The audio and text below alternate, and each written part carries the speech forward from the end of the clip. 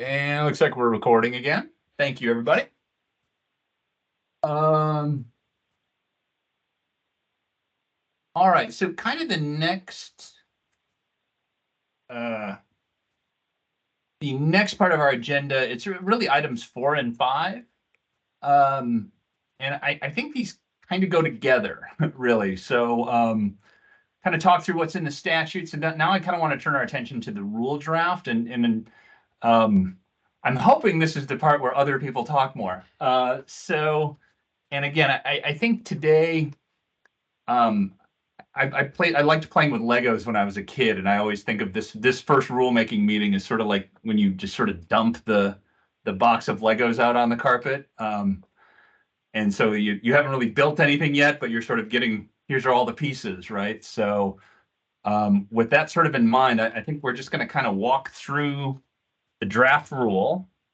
And maybe Karen, yeah, if you can kind of just keep that up and kind of scroll it to where I'm just going to read down through it. And as folks have thoughts, if you can raise your hand, and I'm just kind of going to talk about what's here, kind of our thinking in putting it there, and then I'm kind of looking for reactions and thoughts from the committee members. And one thing I will tell you just in advance is that a lot of the text here is just sort of tracks what's already in the statute. So it's a lot of what we just talked about. You're going to see a lot of that language again. That was a conscious choice, just because knowing that there's kind of a wide swath here. We didn't want to, as a division, get too far along and prescribing things in a first draft to where people saw it and kind of were like, well, what seems like they've already made up their minds. So it sort of deliberately track statute, except in a few places where I'll try to hit on those as we talk through it. But so yeah, first thing we have here is in our draft rules, a definition of gender affirming treatment. And this just refers right back to the statute. So that definition we talked about earlier, the reference here to Oregon Laws 2023, Chapter 228, Section 20, that's just a fancy way of saying House Bill 2002. Assuming that House Bill 2002 gets codified in the ORS, we could at some point replace this with an ORS reference. So it would just say ORS 743, whatever it turns out to be. But the idea here is we're just taking the straight definition from statute. And I'll mention that, I did have a couple of people ask, well, are you going to try to refine that definition or be more specific? I think the division's preference would not do that, simply because it is a statutory definition. So I don't know that we could augment it that much. And I think there would be concern that any attempts to talk more about that could probably only lead to sort of limiting it. And I do think the intent was sort of to keep that very broad. But again, if anyone has thoughts on that, feel free to raise your hand. The second piece here is we thought about ways to do this. And as I mentioned, I think there's been an interest and an understanding that we're going to try to recognize the WPATH 8 as a standard of care. The way that we did it here in the draft was sort of taking that phrase where it says accepted standards of care and saying that it includes, I said, at a minimum and without limitation, with the idea being that it's not just WPATH 8, right? It's, the language later talks about it has to be prescribed in accordance with accepted standard of care. And so that includes WPATH 8, but isn't necessarily limited to that. And the idea there is that as this rule stays in place and standards change and evolve over time, that we are sort of contemplating sort of an ongoing process of possibly updating that in the wake of new evidence, new studies, whatever that may be. But that's sort of where we landed, is just sort of recognizing that explicitly. And I added a sentence here, which is incorporated as Exhibit 1 to this rule. I think that probably makes sense to actually have it part of the rule. But again, that's also, open to hear any comments or thoughts on that. So, Anybody have any thoughts on, I guess I'll say section 1 of the rule here that they want to share? Mary Ann. Yeah, Michael, and there might be somebody on the call that's much more familiar with this than I am, and I'm very happy to learn from them. But I just had a question for you.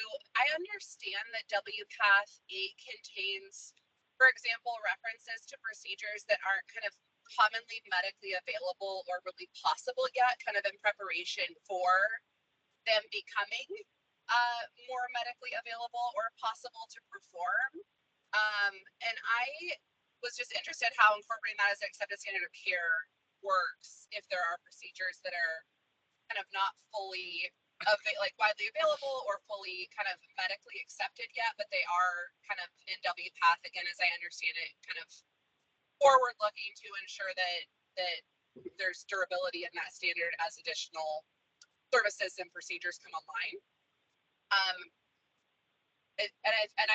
I remember during the bill, I think like a uterus transplant was one of them that was referenced in that. I don't know, again, I'm not the expert in this, and I'm very happy to learn from somebody who is, but that was something that I remember talking about during the legislative session and wanting some clarity on if that's going to be kind of the standard of care.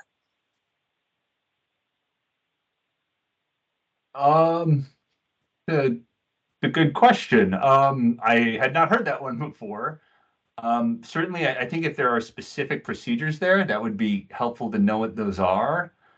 I'm just reacting to that in real time. My thought is,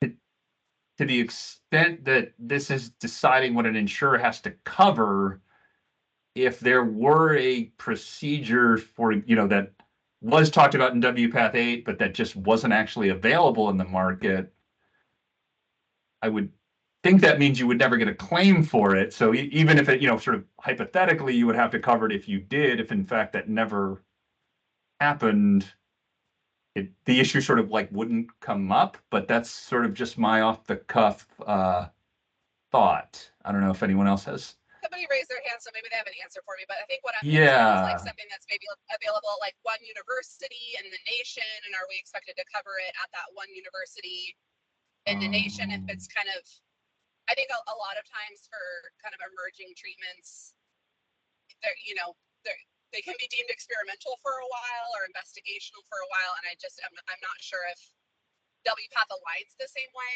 And so hopefully whoever raised their hands has more of a medical expertise on this than I do and can help me. Yeah, I think Amy Penkin, did you have something on that? Yes, I can try. Again, this is Amy. I'm from the Transgender Health Program at OHSU. A couple things that I think of in this regard, and I don't know if this is what you're thinking about, but we have, over the last several years, experienced patients that are seeking what I would describe as variations on a procedure. So if we think historically about a vaginoplasty procedure, that a patient may be seeking what would be a portion of that procedure and not the entire procedure. And I don't know if you're thinking of something like that as what you're considering experimental.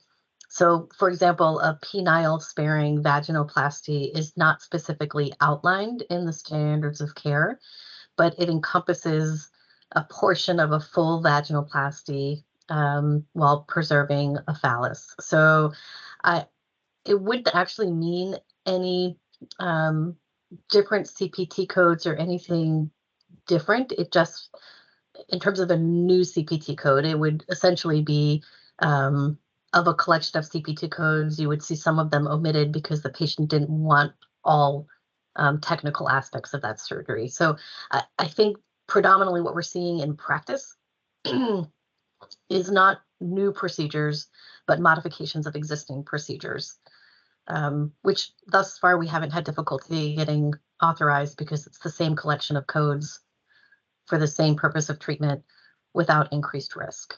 So I don't know if that's what you were getting at when you were asking that question. I'd be happy to hear more of your thoughts on that and see if I can bring really some real life examples.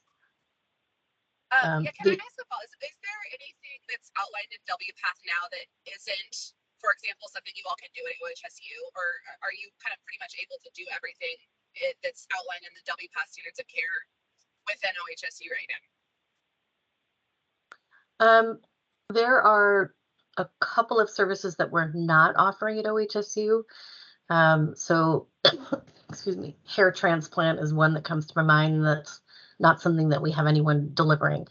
But I think most everything else we are. There was another part to your question that I wanted to speak to, which was if there's something that's highly specialized, for example. So I'm wondering about, for example, I'm going to use the vaginoplasty surgery as another example, that there are traditional open surgical approaches, and then there are robotic assisted approaches, and there are very few robotic assisted vaginoplasty surgeons that have been trained in the United States. So that would be one example of something that is not available in all centers. So I do think it would be good to bring some clarification in this space about how we think about that and move forward with that, because there are legitimately and specifically good reasons why someone would need that approach to reduce risk, surgical risk, or there's another reason why that's the preferred method for that surgery. So there is some of that that exists across the surgical spectrum that we would need to spend some more time talking about.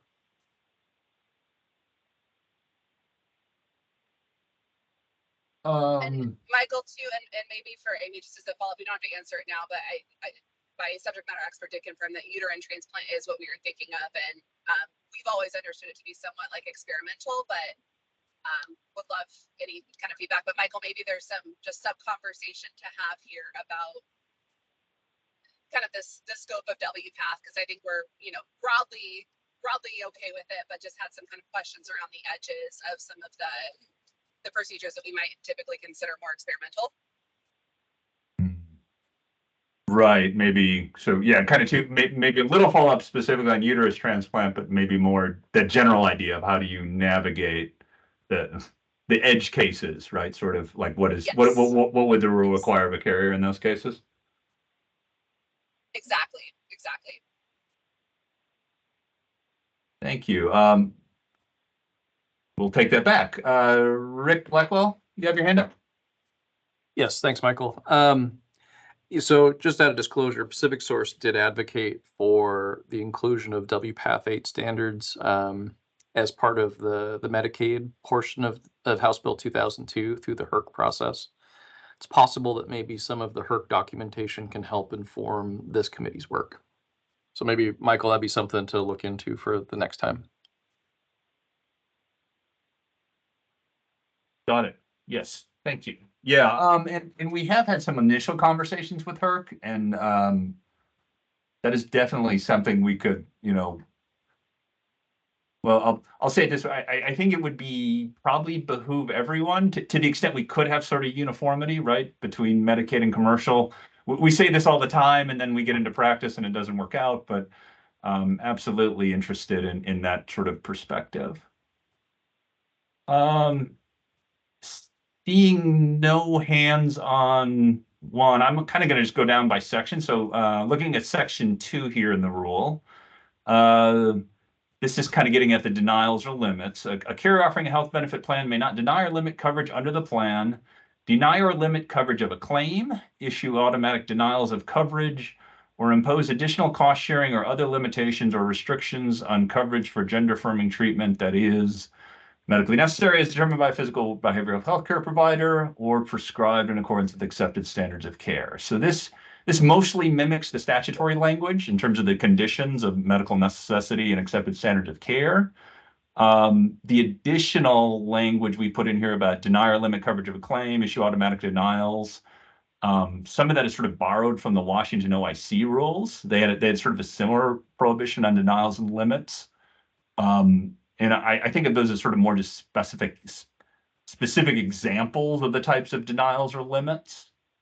And then sort of the idea we were getting at here when we talk about imposing additional cost sharing or other limitation or restriction on coverage for gender-affirming treatment. That's sort of the limit part of the statute, right? So the idea is you could sort of, to the extent you had a deductible, right, that applied to all services, that could apply to gender affirming treatment. But I think what we would be concerned about as the division is any sort of specific limits on gender affirming treatment that didn't otherwise apply to other services, right? So a visit limit, a dollar limit, anything like that that was sort of singling out and targeting gender affirming treatment is sort of the intent of that language. But I'll pause there and see if anyone has any thoughts on that. And Marianne. Yeah, Michael, I didn't think about this when we were drafting the bill until Rick asked the question about scope of practice, but it feels like I know that the bill kind of has a medical necessity as determined by a physician standard, but it feels like there should maybe be some sort of caveat to that physician is prescribing within their scope of practice. I didn't even think about somebody prescribing outside their scope until Rick brought it up, so apologies for not raising that during the legislative process. And then I just had a question again, and this maybe relates back to the accepted standards of care as well, for again those services that are somewhat broadly considered experimental, but a provider perhaps wants to prescribe them or try them. Again, typically in the insurance world, those are excluded as investigational or experimental. And I think we would ordinarily capture that in either a medical necessity review or again, kind of accepted standards of care. But would love some clarity on how those are treated and how we're supposed to evaluate those, or procedures where there's questions about whether they are kind of necessary for gender affirming care. And I know like one of our experts brought up a Brazilian butt lift as an example of, a question about whether or not that is gender affirming care or outside of the scope of, or gender affirming treatment, or outside of the scope of gender affirming treatment. So I don't know how those would be handled or how the law or the rule would treat them, but wanted to have some clarity on that so we can make sure our folks are clear on how we should be treating these claims. Yeah. Seth, I saw you put your hand up. Did you have something on that? Yeah, I just wanted to kind of elevate the phrase Brazilian butt lift in reference to a gender affirming care treatment is quite harmful and creates a lot of bias and stigma around what is not actually the procedure a lot of our patients are seeking. So attaching something with that phrasing, I'd prefer if we steer away from that for this conversation. I think appropriate phrasing might be if somebody was getting specific liposuction related to a different type of procedure. Let's say it's a chest procedure, let's say it's a genital procedure that relates to their gender dysphoria and treats and reduces their suicidality. I think those are more within the scope of what we're looking at, but I'd just love to encourage us to steer away from phrasing like that. That's not really the language we use around gender affirming treatment for our patients. Excellent question. I apologize for that. I was not aware, and I appreciate the education, and I will make sure to use more appropriate language in the future. But Michael, we do still have the question again, just for clarity on coverage, and apologize that I worded it in an offensive manner. I did not mean to do that. Appreciate both parts of that. So yeah, point well taken, Seth. And to the substance, I think of what you're getting at, Mary. I guess my thought, just in terms of, as a policy analyst with the division who's thought about it, I guess faced with that type of question, I've thought about the sort of the two prongs here as, there's prong one is medically necessary as determined by the prescribing provider, let's say. And prong two is in accordance with accepted standards of care. So I think the question is, I think what you're contemplating is what if prong one is met, right? The attending provider wants to do this procedure and is prescribing it as gender affirming treatment, believes it's medically necessary. I think then the next, my thought is you would look at the second fork and like, well, what does WPATH have to say about those things? Realizing that's not always necessarily going to yield a clear, sometimes the WPATH itself can be a little bit ambiguous, right? But, I think certainly if it was addressed within, kind of a category of care, that would that is recommended under WPATH, that would be sort of one scenario, as opposed to if it just didn't mention it at all. I would, to give an easy example, if someone was prescribing something as gender affirming treatment and there was no reference or no reason to think that it was something that, was recognized under a standard of care, I would think the carrier could deny that, right, on the grounds that it's not prescribed in accepted standards of care.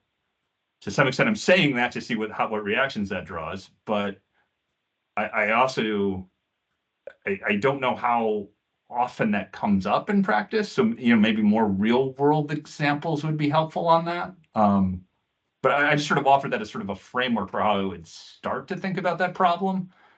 But I agree we might need more thought on that. Michael, to put a finer point on it too, how things get coded within our system, it is highly possible that we will get a service that would be gender affirming treatment in a patient seeking gender affirming treatment, but would not otherwise be covered in a patient that is not. And if we don't have a record of that patient having a diagnosis or a record of treatment, which this has happened in our experience in Washington, it's really hard in our system because the procedure is not, sometimes it will be coded as for gender affirming treatment, but other times it will not be. And so I do think, to your point, I think there's a category of services that are like, they are never gender affirming treatment. That I think there's a category of services that now we would cover if they are gender affirming treatment, but we would not cover them if they were treatment for a different condition. And we don't always necessarily know that. Sometimes we do based on the patient's record of treatment and history, but other times we don't. And so, again, this is still in the definitions, but I just want, what we were looking for through this process is that clarity about when we get in these claims, how do we treat them? When we get in a claim, for something that's under WPATH, but we would consider experimental or investigational, are we allowed to exclude it? It sounds like no. But I think the more clarity we have, the less operational, work we have to do in terms of, just trying to build out a process that in a vacuum of clarity. So again, the more clarity we can have on how we're supposed to treat those, the easier it will be for us to get the bill implemented and running smoothly. Got it. I'm just kind of writing. Yeah. So that is something to think about, right? It's easier to sort of write this in a bill, right? The reality for the carrier is you're going to get a bunch of codes, generally electronically, and it may not always be obvious whether a given procedure is being prescribed as gender affirming treatment or not. Which is a very much a practical problem, right? So, Jonathan, did you have a comment on that? I did. I just wanted to note that, first of all, that's not a unique problem to gender affirming treatment, that sometimes coverage is context dependent or dependent on a diagnosis. I also wanted to note that it's not really a new issue for insurers.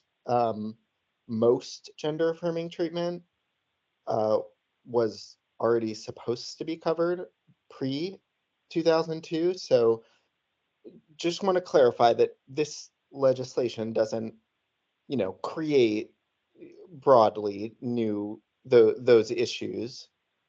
I also wanted to offer, so that's one part. Second part, I just wanted to offer that I think when it comes to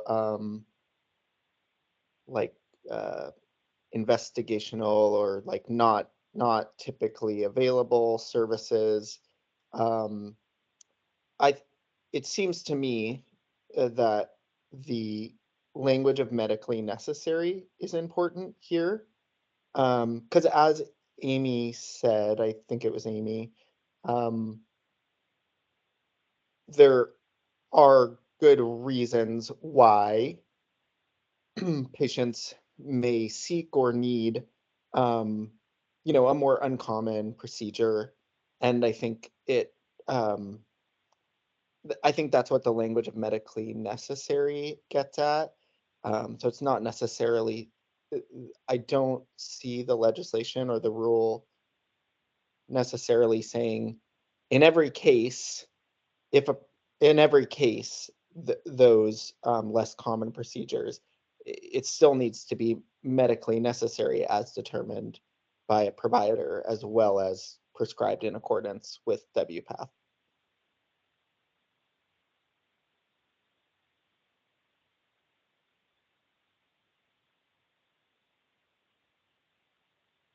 Right. Yeah. So I want to go back to the first thing you said, which I think is valid and a good point. So yeah, the idea of appreciating the issue, Marianne, but I think it might be helpful to better understand, yeah, how is that different than other contexts, right? And maybe there's an answer to that I don't know, but yeah, that is a valid point.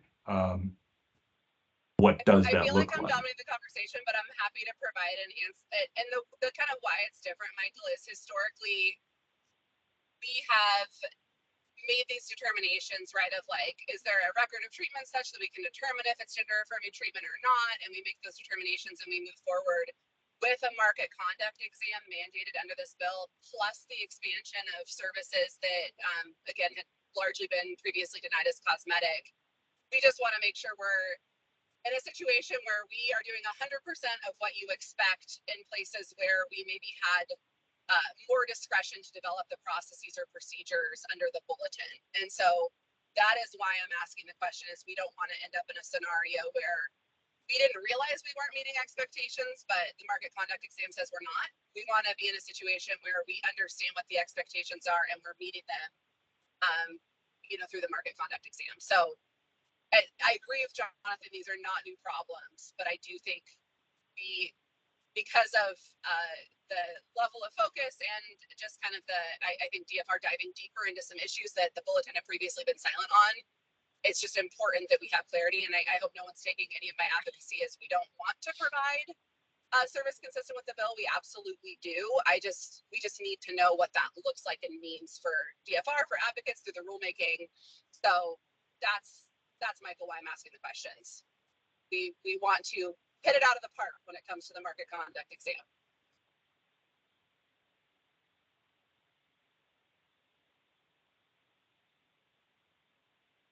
Point taken. Rick, you've got your hand up. Thanks. Yeah, so as I was going through this rule in preparation for today, I think, well, I know DFR folks probably know that my preference was not to parrot statute and rule, because if you draft something differently, there's a lot of confusion about what the rule is doing that the statute's not. And here, I think in this set of rules, like I'll start with section 2 because that's what we're talking about. But I think in general, adding pieces of the statute in places and then maybe modifying it slightly is making it hard, at least for me, to follow what exactly we're doing to amplify or clarify the statute. With respect to just section 2 of the rule, though, I don't think, the whole idea of issuing automatic denials of coverage is different than what the statute is telling us, which is the blanket or categorical denial, or categorical cosmetic or blanket exclusions, which is, I want to make sure that we're using the right terms here. Imposing additional cost sharing, I can't find in the statute. You'll have to help me figure out where that came from. I think I understand the point of it. I just want to make sure that we're substantiated in the statute before we write this into the rule. And I subsections A and B are right from the statute, so there's nothing I can argue with there. But in general terms, I feel like we need to separate out what is statutory language. That's going to be in the ORS books. It's in the Oregon laws. We can all find that. What we should be doing here is just making sure we're taking the time to identify what parts of the statute need to be clarified, without creating kind of a confusing second document that we might be judged to in the market conduct exam.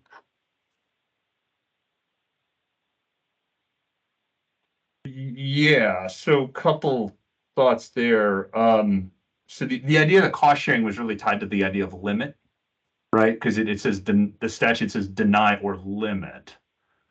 So the thought was, well, what does that mean, right? Like that deny I get, right? We're not covering that, but so the fact that the statute specifies deny or limit, the thought there was that, yeah, at least from the enrollee's perspective, having additional cost sharing requirements that are specific to gender affirming treatment would act as a limit on medically necessary gender affirming treatment. So that was sort of the tie on that piece. I agree with you on not parroting statute, right? That's not really necessarily desirable. So to throw that back at you as the guy who tried to draft this, what would you propose instead? Because Sure, of course. No, right, and that's fair. That's fair. Like if I have a problem, I should have a solution. I would think I don't mean it to be smart. I just, like, yeah, I mean that in all good faith. Like I take your point. Of course. I had to put something out for people to react to. Well, then I'm sort of imagining the final rules might not necessarily look quite the same, right? But Sure. we had to start somewhere, so I kind of defaulted to starting with a statute. I think and then just oh, go ahead. Go ahead, Michael. Well, I would say is like let's then look at, are we defining limitations under, what is that? Deny or limit. So limitations under paragraph A in section 20 there in subsection 2. So is limitation, does a limit mean, A, B, and C, or whatever, being this is the limitation would include additional cost sharing that's above and beyond what's usual and customary for procedures and services. Because I want to be clear, like cost sharing is pretty broad in the insurance code, right? I mean, there's, broadly speaking, we have a lot of cost sharing that is applied in a lot of contexts. I think what you're trying to get at here is the division is we don't want to see cost sharing develop specifically to limit this kind of coverage from happening in the first place, knowing though that reasonable cost sharing is really a part of the insurance, how insurance is paid for. Yeah, right. And again, I think the idea was not to outlaw cost sharing, but to sort of outlining it, like singling out of gender affirming treatment specifically as a matter of like plan design. But I to follow up on that, just like, just to be clear with everybody, like another, just a thought, I'm just throwing this out there for consideration is, in lieu of sort of restating statute, one way to go about it in the rule was just to sort of, maybe add through defining terms, right? So say we're mostly going to look at the statutory language, but we'll the rule could just sort of define terms or clarify points. I'm not advocating for or against that. I just that it would be an alternative way to approach this from a rule, Mike, is have a bunch of definitions, or for purposes of this particular section of House Bill 2002, this means this, or this doesn't mean this, or it includes this. Those are just different ways to go about sort of tackling the drafting problem, right? And I'd be open to those. Kind of like I said at the start, like I just kind of wanted to get something in front of people so we could start reacting and seeing where the committee wanted to go. If people have alternative suggestions that they wanted to bring to the committee, I'd be happy to sort of present that and we could all look at it and think through that. I don't know if I have another thought. Sorry. I don't know. I hope that sort of was somewhat helpful, just in terms of kind of like where we were trying to come from in this draft. Oh, the other point was just the piece about issuing automatic denials that came from Washington. I take your point that I think that would probably substantially be the same thing as a categorical exclusion, which is also prohibited under below and under Section 3, but I was just sort of trying to, and I don't know exactly the context of that in Washington or where that came from. We are going to meet with OIC before the next meeting and probably try to have that conversation. But just in terms of like where the idea of automatic denials is sort of kind of fleshing out that idea of may not deny and kind of the different forms of what a deny or may not deny or limit, and like kind of what are the other ways that something could present as a denial or a limit. But if that's not helpful, we could take it out. I don't know that it adds that much because you do have the categorical exclusion language And it seems to me an automatic denial would be a categorical exclusion, but I probably think about this stuff too much.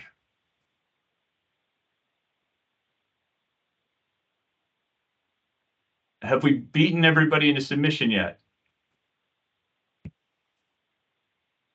Okay, it's about 2:40. I did notice, I want to pause here real quick. I saw Ruth Barrett had put in the chat that you had a public comment. I was wondering if you want to go ahead and share that. Sure. Yeah, thank you. I'm Ruth Barrett. I use she, her pronouns, and I am the manager of medical policy at Regents. I'm not sure that this is actually an issue. It was in the document that I read, and so I wanted to bring it up. This is something that Mary Ann touched on a little bit earlier, but I'm coming at it from a slightly different angle. So my primary focus is on ensuring that care provided to our members is safe and effective. And what I noticed was a statement that, again, we haven't discussed today, so maybe this isn't an issue, but it said that whether a given form of gender-affirming treatment is medically necessary is determined by the provider that prescribes the treatment. So we've mostly been talking today about, WPATH, but that statement was in, I think, a draft that I had seen. And I have some concerns with that.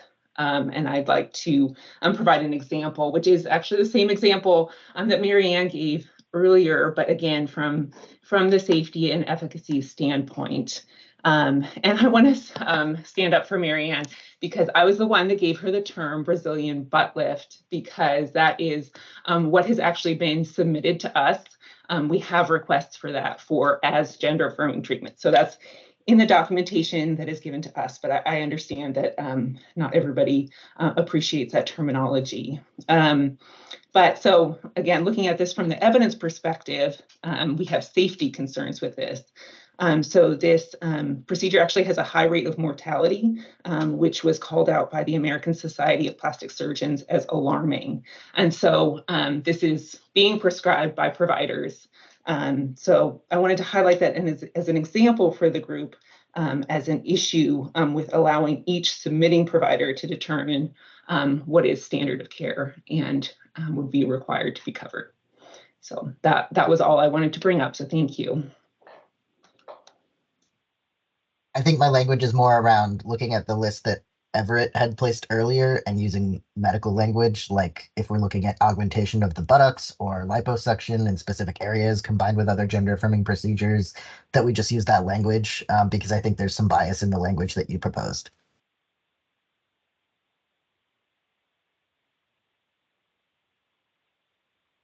Yeah, so appreciating that comment and with respect to safety concerns, the bill reads the way that it does, and that was a policy choice of the legislature, right? It says medically necessary as determined by the prescribing provider, and somebody, I think it's more wordy than that, right? So I understand the concern, and maybe that's something the committee might want to think about if there was a bona fide health or safety concern. But I have to say I'm both the fact that the statute language addresses that, and I think there would be a fair concern that if there was some big exception for that could be used in a way that reinstates the same barriers and denials, and that could get overused, right? You start denying things for safety. I don't mean to take the safety issue lightly, but I think the hope in the concept of the statute is that provider is prescribing that, is taking those issues into account, right? I guess I'll stop. Yeah, I do appreciate the comment though, and thank you. And yeah, Jonathan, you have your hand up. To me, the key safeguard that is in statute that addresses that safety concern is "and according to accepted standards of care." So the statute does not say the coverage is required for any service that a provider has determined to be medically necessary, it also needs to be in accordance with accepted standards of care. That's a good I point. want to clarify that I'm not speaking about the language bill, and that's why maybe this isn't relevant, but this was in a draft bulletin that I received of language, and maybe Mary Ann can clarify what I'm talking about, because I was just sent this, and so I was looking at this language that it defined standard of care as being prescribed by a provider. So if that's not going to be language that's used, then my concern is retracted. That's actually a great segue. I think you're right. Yeah, so I think that both what Ruth and Jonathan said kind of get back to the idea too of because I think when we were looking at the bill, you know, there's medical necessity and the accepted practice standards of care, and then there's kind of the list of services that are categorically, you know, we shouldn't exclude. I think there's still an outstanding question of, you know, maybe services that are in WPATH, but there are safety concerns. They may be considered, you know, they're maybe not widely done or available yet. There's doctors that disagree about whether or not they're safe to perform. I think that's the clarity we need if we're going to import WPATH in. Is those, again, kind of services around the edges, and I'm not necessarily saying that the gluteoplasty is one of them, but I think we may need to spend some time there and making sure, again, that we understand what expectations are so we can implement the bill correctly. Well, in a couple of thoughts here. So so I think Jonathan's point is a good one, in that, you know, the accepted standards of care wouldn't necessarily be only it's not only the WPATH, right? So if you did have that situation where someone wanted to do something that seemed too risky under a standard of care, that may be a reason for a carrier to deny the claim. And I would note that denial would also have to be subjected to the piece about adverse benefit determinations, right? So you would have another physician weighing in and saying, well, no, right, that, you know, in order to issue that denial, in theory, you would have at least consulted with somebody who reviewed it and said, yeah, I think maybe that is outside the standard of care, right?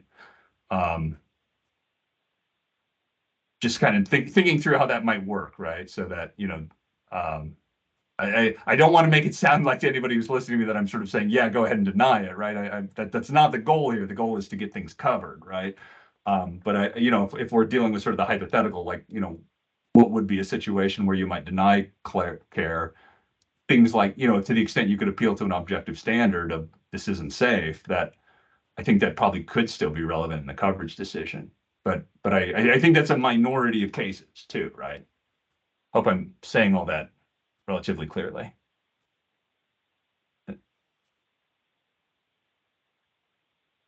One thing that came up there, I wanted to clarify too for this group, was mentioned about a bulletin. So I just did want to address this. At the same time, the division is going through sort of this process to adopt the rules, adopt the formal rules under House Bill 2002. We have sort of a separate sort of parallel effort going on where we have a draft bulletin out. And the idea of the draft bulletin, so knowing that these rules likely won't go into effect until, you know, probably 2025. We did, and although House Bill 2002 becomes effective January 1st, we do have sort of what we're thinking of sort of interim guidance, which is we're doing through a bulletin process, which is a little quicker. It's similar to a rule, but it's not quite as binding, but it's also something we can do a little bit quicker. So we are in the process of, we have a draft bulletin, which is sort of the idea of that is this is sort of the standards that would apply in 2024. Essentially, until the standards in the bulletin are what would apply until the rules become effective. So just wanted to flag that. I didn't want to kind of confuse people too much we had kind of a good back and forth about, well, do we talk about the bulletin? Do we talk about the rules? This is the Rules Advisory Committee. I think we sort of landed on focusing this group on the content of the rules, because those are sort of the permanent standards, if you will. But I did want to make note of this for the group, that we do have an outstanding, just a proposed bulletin that is sort of going to be out there for at least the 2024 plan year, kind of giving some interim guidance on House Bill 2002. I think if you reviewed that, it would probably look a lot like this draft rule, right? So again, we're not going too far on that, but I did want to mention that that's out there and it is out for comment. I think we're taking comment on that through December 20th. And I can send that out to the group just so everybody has it in front of them. And in the comment there, though, I think what you're picking up is maybe a little clarity around that whole conversation we just had in the bulletin, which I think would probably be a pretty good comment there. So happy to sort of take that back with respect to the bulletin.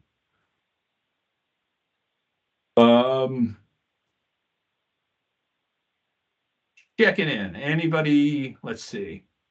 Got about 10 minutes to go. Did anybody else have anything on kind of those? I'm thinking what we probably need to do is probably won't get through much more of the rule. We can kind of look at, we got sort of through 1 and 2 or 2 and 3. We can kind of pick up next time with the adverse benefit determinations and sort of the rest of the rule. But kind of, we've got maybe about 5 minutes before I wrap up. I wanted to see if anyone had anything they wanted to put on the table with that time. Rick, go ahead. Yeah, just real briefly. On, let's see, would be section 3, sub B, paragraph 4, when it talks about revisions of prior forms of gender affirming treatment. So I want to make sure we understand what revisions will mean for purposes of the statute. So there was some discussion during session of, well, there were some amendments offered and rejected about coverage to reverting to like a reversion, like, you know, someone that would maybe choose to revert the treatment that they received. Don't need to get into that, but I don't think the legislature meant necessarily that revisions mean reversion. So I think we need to make sure that we've got a common understanding of what revisions will mean for purposes of this statute.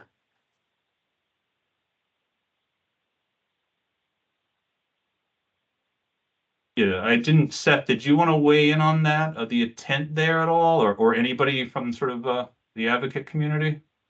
Yeah, I think I will turn it over to Amy Penkin with experience in the spectrum of the gendered patients who come to their clinic. Amy? Yeah, go ahead. Thanks. So I would say when we talk about revision, part of that could include reversal, and there are many reasons why someone would reverse a prior procedure. And I would want to point out that the Standards of Care 8 does support facilitating the needs of revision that include reversal for a variety of reasons that would be required. Could be complication, it could be decisional regret, it could be many other issues, including involving gender identity and transition. So I agree there needs to be more discussion and definition of this term, but it is in alignment with Standards of Care 8.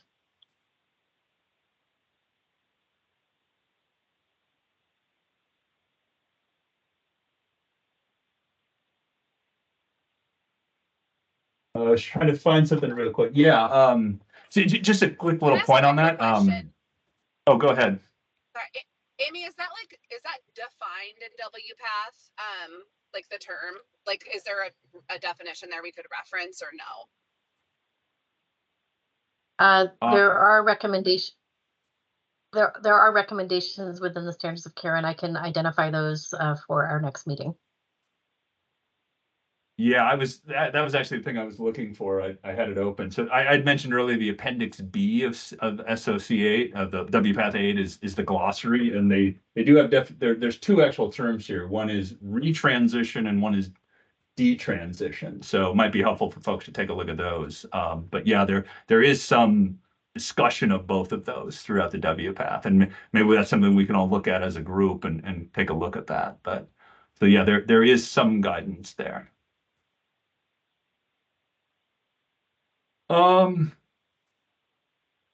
Let's see. Sorry. Looks like someone has their hand up. I'm not sure who it is. Sorry. Go ahead, whoever it is.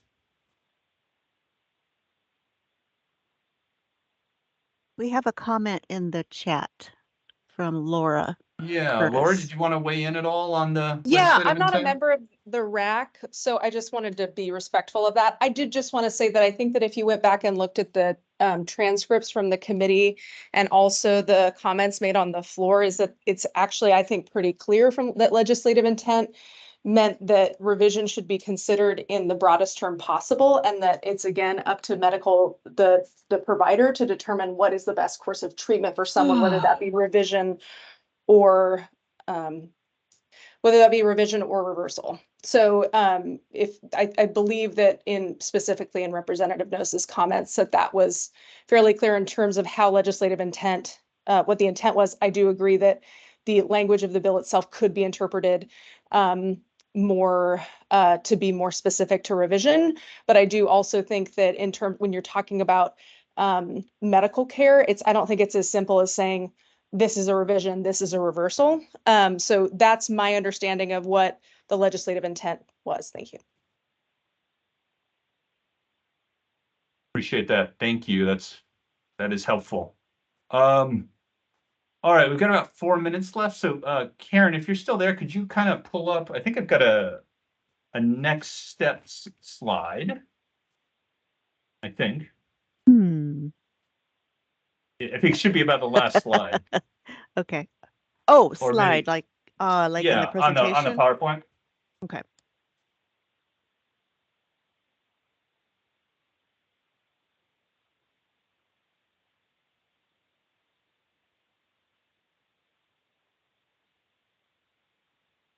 Hold on here. So I think given, I think we got covered a lot of ground today, folks. I appreciate that. I took a lot of notes. I think we're going to take this back. I think where we'll kind of stop with our review of the rules so far. We'll kind of pick up there next time.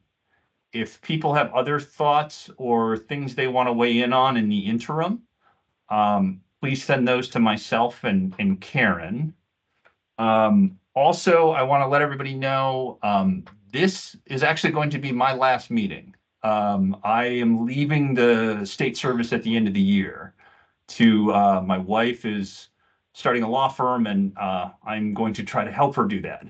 So that's kind of a new adventure for us. But I want to let you know you're in good hands. We have two other analysts that are going to kind of be tag teaming and taking over this work.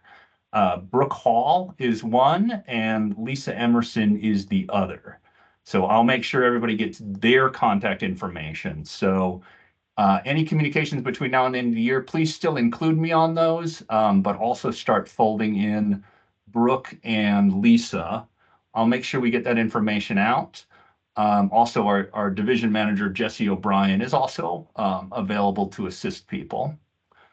So in terms of next steps, as I mentioned, we do have the proposed House Bill 2002 bulletin that is out for comment.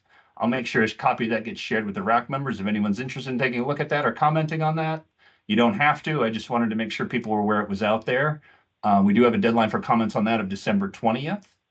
Our next meeting is scheduled for January 9th, 2024, from 1 to 3 p.m. And I think we'll take this feedback back, probably pick up where we left off, and probably delve into both the adverse benefit determinations and, if we can get there, a little bit of discussion around network adequacy for next time. So thank you all very much for being a part of this very important and very difficult conversation. So thank you.